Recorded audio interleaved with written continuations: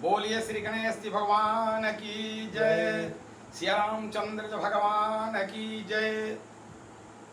भोले शंकर भगवान की जय। माता दुर्गा भवानी की जय। पुनः आज मैं आप सभी भक्तों के समक्ष उपस्थित गोस्वामी तुलसीदास जी द्वारा रचित रामचरितमानस के पंचम सोपान की सुंदर कांड के कुछ चौपाइयों का वर्णन करने के लिए उपस्थित हुआ हूं।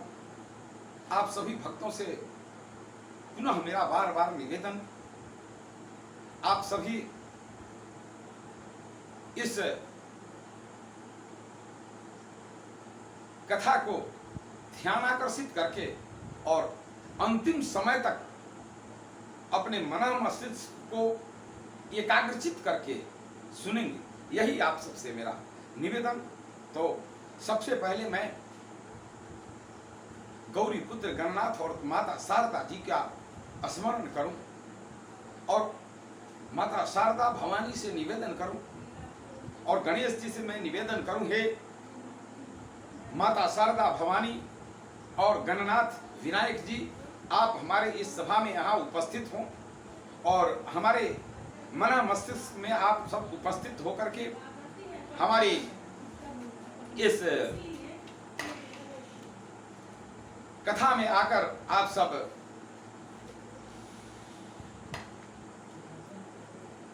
हमारी मन मस्तिष्क को आप सब प्रखर करते रहें, यही निवेदन के साथ मैं गौरी पुत्र गणनाथ की वंदना करूं, माता शारदा भवानी का स्मरण करूं।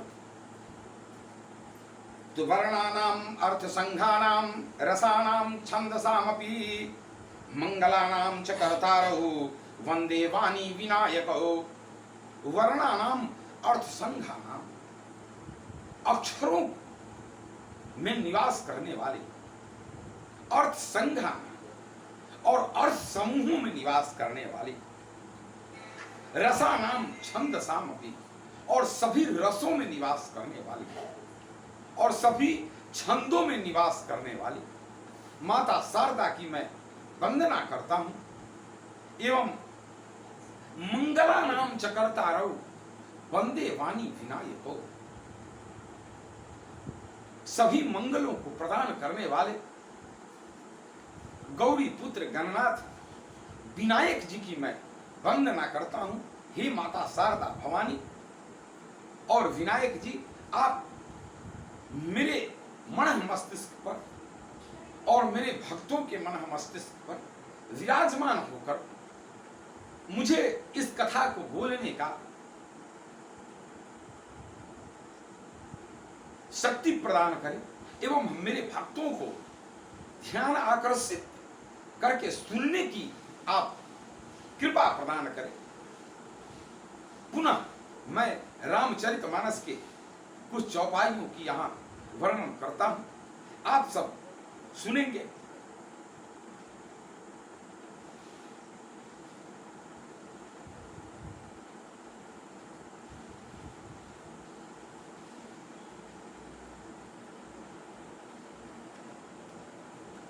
पिछली आख्यान में मैंने रामचरितमानस के पंचम सोपान के सुंदर कांड की कुछ चौपाइयों का वर्णन किया था। उसमें हनुमान जी माता सीता जी के को संतुष्ट करके यहां उपस्थित हो गए हैं, रामचंद्र जी के दरबार में आए हैं और रघुनाथ जी के चरणों में गिर करके लंका की पूरी कहानी बता रहे हैं और लंका की पूरी कहानी सुनने के बाद रघुनाथ जी ने हनुमान जी को अपने गले में लगा लिया है और उनको बहुत सारा आशीर्वाद दिया है और हनुमान जी से, सुग्रीव जी से, जामवंत जी से, सेनापति से अपने रघुनाथ जी ने कहा है कि अब चलने की तैयारी करो। पिछली आख्यान की बात मैं बोल रहा हूं। चलने के क्रम में जब सेनापतियों को यह आदेश मिला है कि अब लंका की ओर प्रस्थान करना है, तब ऋषपति लोग सारे अपने बंदर भालुओं की सेना को, ऋषों को आमंत्रित किया है और करोड़ों की संख्या में बंदर भालू सभी लोग एकत्रित हो गए हैं और समुद्र के किनारे की ओर प्रस्थान कर रहे हैं। वहीं कल की कथा को मैंने समाप्त कर दिया था। आज पुनः वहां से आगे की ओर मैं कथा को अग्रसारित कर रहा हूं। कल जो चौपाई छूटी थी उसकी मैं क्रमशः व्याख्या करता चलूं।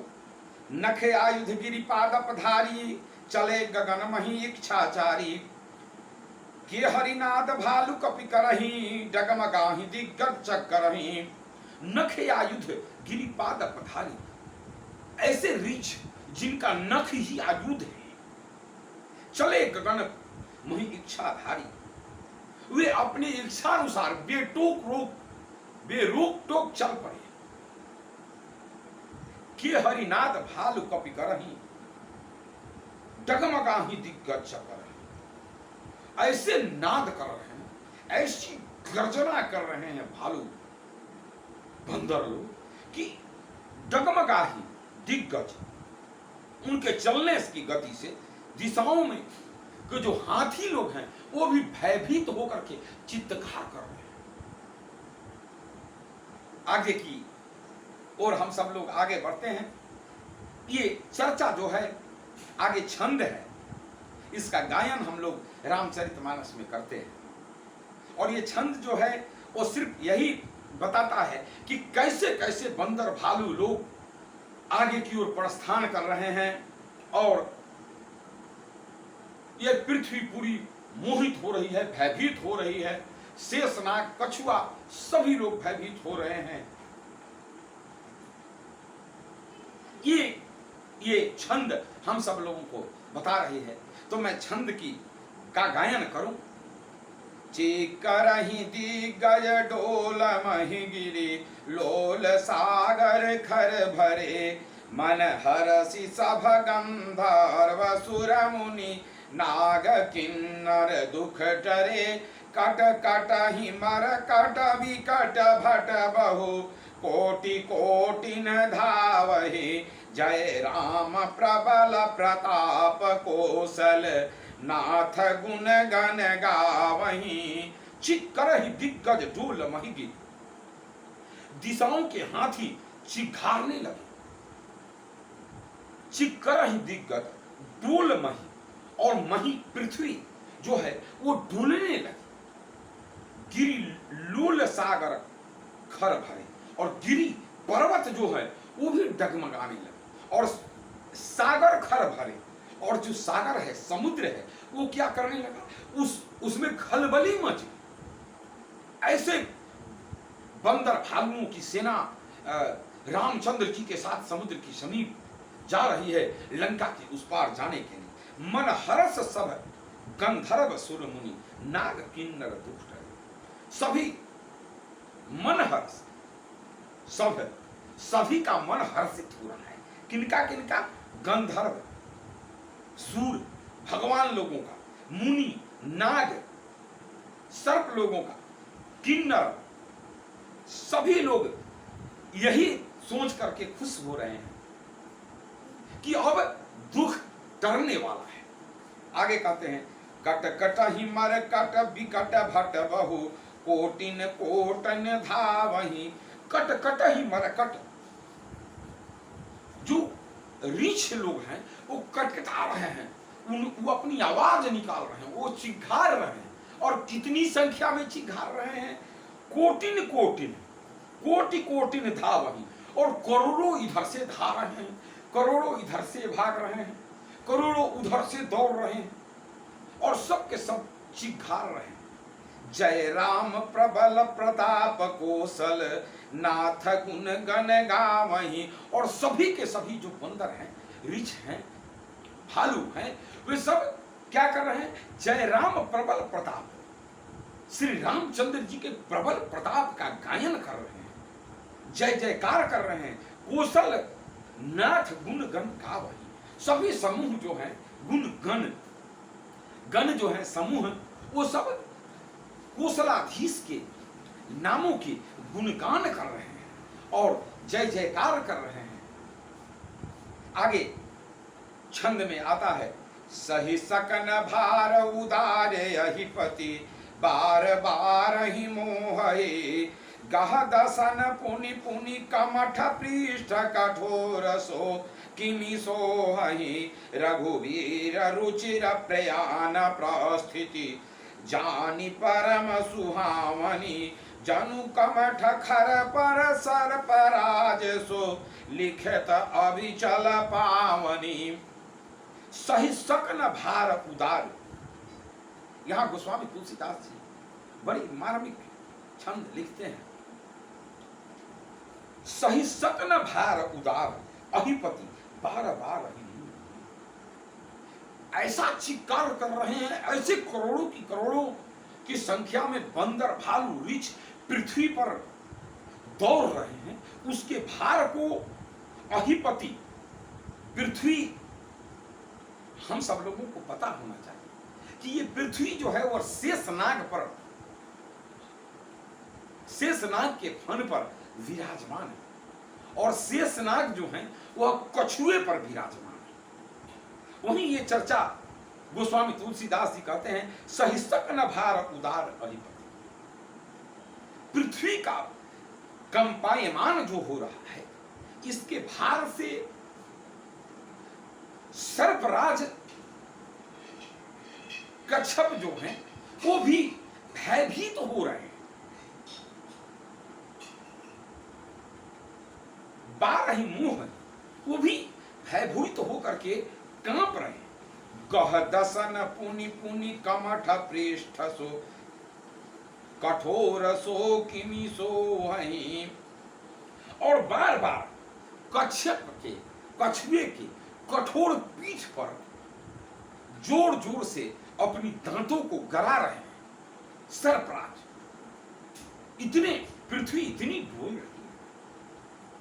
जब राम की सेना चली है, करोड़ों की संख्या में वानर भालू रीछ जब पृथ्वी पर दौड़ लगा रहे हैं, तो पृथ्वी हिलने लगी, समुद्र का पानी हिलने लगा, पहाड़ कांपने लगे। तो स्वाभाविक है, जिस फन पर पृथ्वी टिकी है वो फन भी डरने लगे, नाग देवता डरने लगे। और जो कछुए पर सवार हैं नाग देवता, उस कछुए को वो अपनी दांत मार रहे हैं।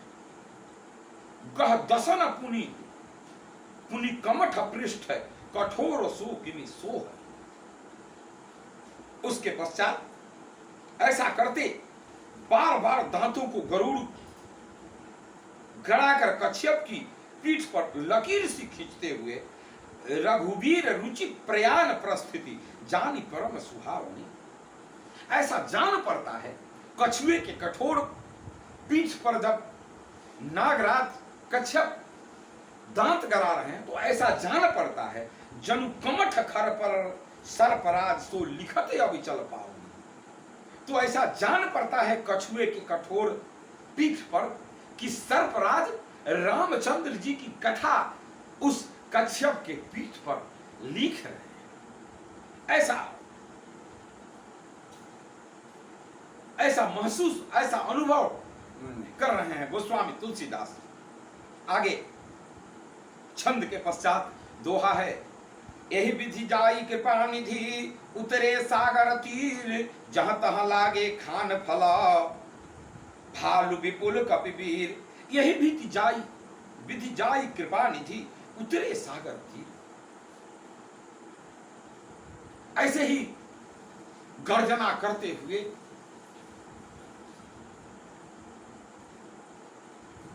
सभी बानर भालू रघुनाथ जी, लक्ष्मण जी के साथ, हनुमान जी के साथ, जामवंत जी के साथ, सुग्रीव जी के साथ कहां पहुंचे हैं? जाए सागर तीर। सागर के समीप सागर के किनारे पर पहुंच गए। अब वहां क्या हो रहा है आगे की कथा को मैं, हाँ, जहां तहां लागे खान फलो भालू विपुल कपिभीर। समुद्र के किनारे पर जितने भी फल फूल के पौधे थे, पेड़ थे, उस सब में ये भालू जो बलवान वीर थे, वो सब लोग भालू बंदर सभी उस फल को तोड़ तोड़ कर खाने लगे। मैं अपनी बात आपको बताता चलूं, जैसा मन मस्तिष्क मेरा बोलता है। जब समुद्र के किनारे भगवान रघुनाथ जी पहुंचे होंगे तो वहां नारियल का पेड़ समुद्र के किनारे पर बहुतायत मात्रा में होता है। तो ये बंदर भालू सभी लोग जो हैं वो नारियल का फल ज्यादा तोड़ तोड़ करके फोड़ फोड़ करके खा रहे होंगे, जैसा कि मेरा अपना मन मस्तिष्क बोलता है। आगे की कथा को मैं अग्रसारित करूं। आगे चौपाई है, उहां निशाचर रहंस शंका जबते जारी गयौ कपिलंका निज निज गृह सब करहि विचारा नहीं निश्चर कुल के रउबारा। यहां समुद्र के तीर पर रघुनाथ जी करोड़ों करोड़ों की संख्या में सेना को लेकर उपस्थित हुए हैं और वहां लंका में जहां निशाचर रहंस शंका जबते जारी गयौ कपिलंका, जब से हनुमान जी लंका का दहन करके आए हैं तब से राक्षस प्रजाति जो है सशंकित रहता है, शंका में रहता है। और क्या करता है, निज निज गृह सब करहि विचारा, अपने अपने घर में सभी लोग बैठ करके, सभी निशाचर सभी राक्षस बातें करते हैं, विचार करते हैं। क्या विचार करते हैं, नहीं निश्चर कुल के रघुबारा। सभी लोग एक दूसरे से विचार करते हैं कि अब राक्षस कुल का कोई रक्षा करने वाला नहीं है, अब कोई उबार करने वाला नहीं। जब से लंका में हनुमान जी ने ये लंका दहन किया है तब से सभी अपने अपने घर में विचार करते हैं कि अब राक्षस कुल का कोई देखने वाला नहीं।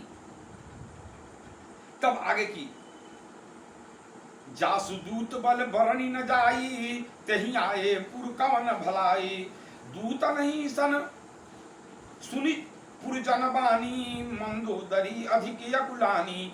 जासु दूत बल बरनी न जाई, जिनके दूत का बल का वर्णन नहीं किया जा सकता।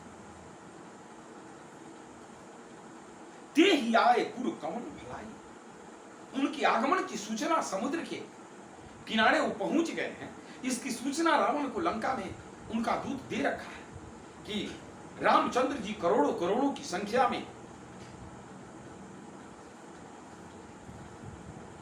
अपने बंदर भालू रीछ को लेकर के, सेना को लेकर के समुद्र के उस तट पर विराजमान हो।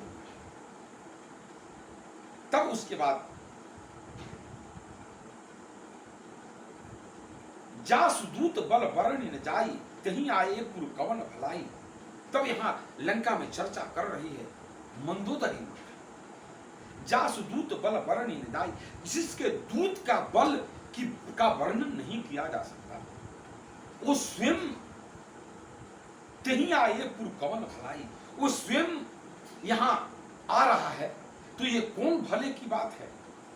दूत ने सन सुनी पुर जन पानी, दूतियों से जो नारी दूत हैं उन सब से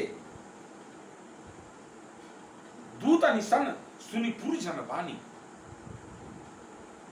दूतियों से ऐसी वाणी सुन करके मंदोदरी बोलती हैं, मंदोदरी अधिक अकुलानी। मंदोदरी जो है वह हृदय से अकुला जाती है कि ये तो बड़ी दुख की बात है, जिसके एक दूत के आने से पूरे लंका का नाश हो गया, वो स्वयं लंका पर चढ़ाई करने के लिए यहां आ रहा है। ऐसा बात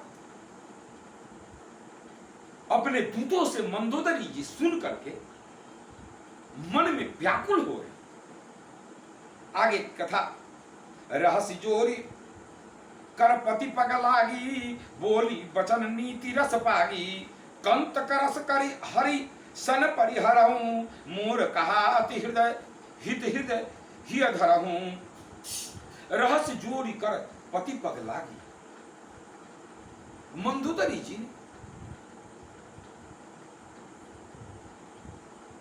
एकांत में देख करके रावण के हाथ जोड़ने लगे। रहस्य जोड़ कर पद पग लागी, हाथ जोड़ करके उनके चरण को, रावण के चरण को पकड़ लिया मंदोदरी, और क्या कहा, बोली वचन नीति रस पागी, और बोलने लगी। कैसी वाणी बोली, नीति रस पागी, नीति के रस में डुबो करके बातें बोलना आरंभ की मंदोदरी। आगे, कंत करस हरि सन परिहरहु, मोर कहा अति हित हिय धरहु। हे प्रियतम, श्री हरि से कंत करस हरि सन परिहरहु। हे प्रियतम, मंदोदरी कह रही है रावण से, हे प्रियतम, आप भगवान हरि से विरोध मत लीजिए। मोर कहा अति हित ही धर्म।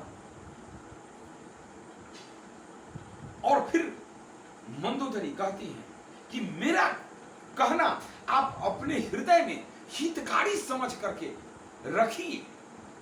मोर कहा अति हित ही धर्म, अपने हृदय में धर लीजिए। उसके पश्चात, समुझत जासु दूत कई करणी, श्रवणी गर्भ रजनी चर धरणी, तासु नारी निज सचिव बुलाई, पठवहु कंत जो चहहु भलाई। जिनके दूत की करनी का विचार करते ही स्मरण मात्र से, समझत जासु दूत कई वरणी, श्रवण ही गर्भ रजनी चर धरणी। जिनके दूत का मन में विचार करते ही सभी राक्षसों की नारियों का गर्भ निश्रित हो जा रहा है। तासु नारी निज सचिव बुलाई, कंत कर, हाँ, तासु नारी निज सचिव बुलाई, पठवहु कंत चहहु भलाई। जिनके दूत की करनी का विचार करते ही, स्मरण आते ही राक्षसों की स्त्रियों की गर्भ गिर जाती हैं। हे मेरे प्यारे स्वामी, यदि भला चाहते हैं तो अपने मंत्री को बुला करके उनके साथ उनकी स्त्री को आप वापस करिए। पठवहु कंत जो चहहु भलाई, अपनी जो अगर आप भलाई चाहते हैं तो उनकी पत्नी को आप अपने मंत्री को बुला करके उनके साथ उन्हें भेज दें। तब उसके पश्चात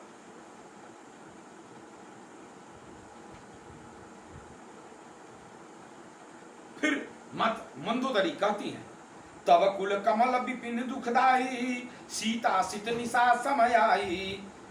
सुनहु नाथ सीता बिनु दिने, हित न तुम्हारा शंभु अज किन्ने। तब कुल कमल विपिन दुखदाई, सीता आपके कमल रूपी इस राक्षस कुल का,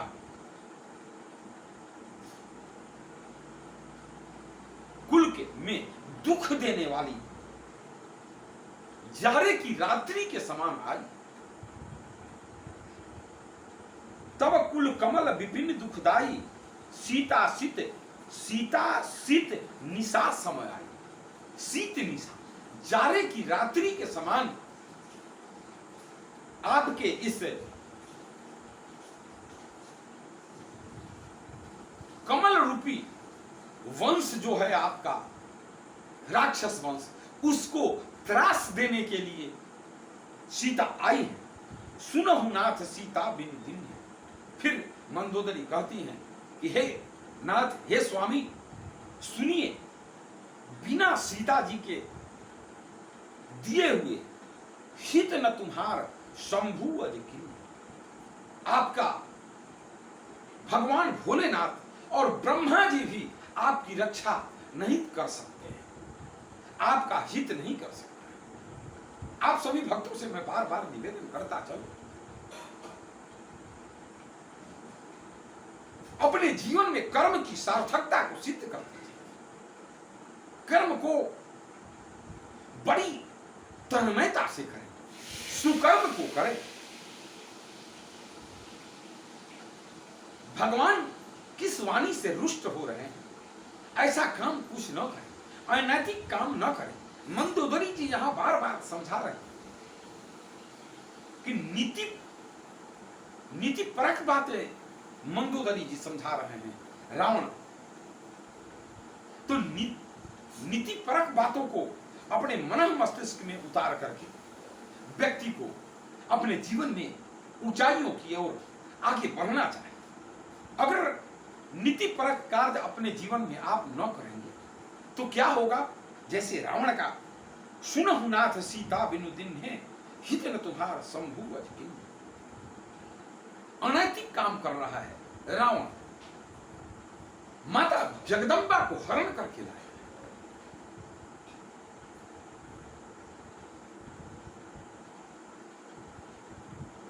और जगदम्बा का हरण करने के बाद उन्हें दे भी नहीं रहा। माता सीता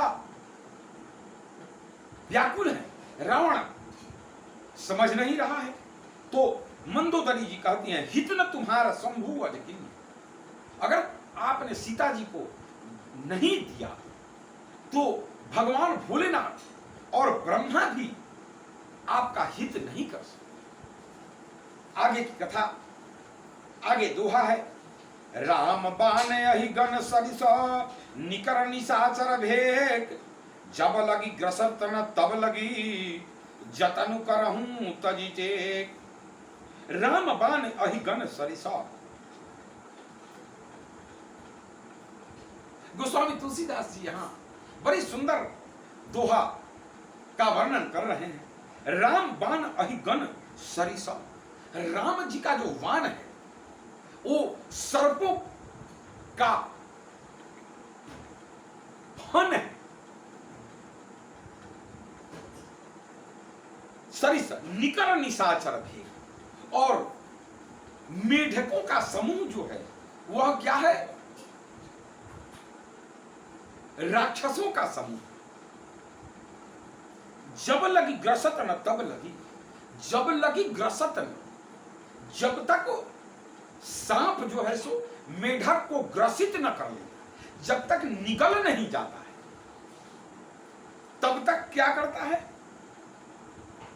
जतन करहूं तजिते, तब तक वो जतन ही करता रहता है। वैसे ही जब तक आपके राक्षस रूपी मेढक को राम रूपी राक्षसों का बाण, राम रूपी मर्यादा पुरुषोत्तम का बाण सांप रूपी ग्रसित नहीं कर लेगा, निगल नहीं जाएगा, तब तक वो छोड़ेगा नहीं। इसलिए हे रावण, आप अपने राक्षस कुल को बचा लीजिए। ऐसा मंदोदरी बार बार निवेदन करती है रावण से। आप सभी लोगों से मैं निवेदन करता चलूं, मंदोदरी की बताई हुई बातों को अपने जीवन में उतारना चाहे। कोई भी अनैतिक कार्य न करें अपने जीवन में, जिससे कि शंभु और ब्रह्मा विष्णु सभी आप पर कुपित हो जाए। अनैतिक कार्य होगा तो ब्रह्मा और शिव भी आपकी रक्षा नहीं करता। इसलिए आप सभी भक्तों से यही निवेदन के साथ मैं आज इस कथा को समापन की ओर ले जाना चाहता हूं। बोलिए शंकर भगवान की जय, बोलिए गणेश जी भगवान की जय, बोलिए माता दुर्गा मैया की जय, बोलिए सभी देवी देवताओं की जय। धर्म की जय हो, अधर्म का नाश हो, प्राणियों में सद्भावना हो, विश्व का कल्याण हो। ओम हर हर महादेव। शिव शंभो पार्वती पतये मालिक बा।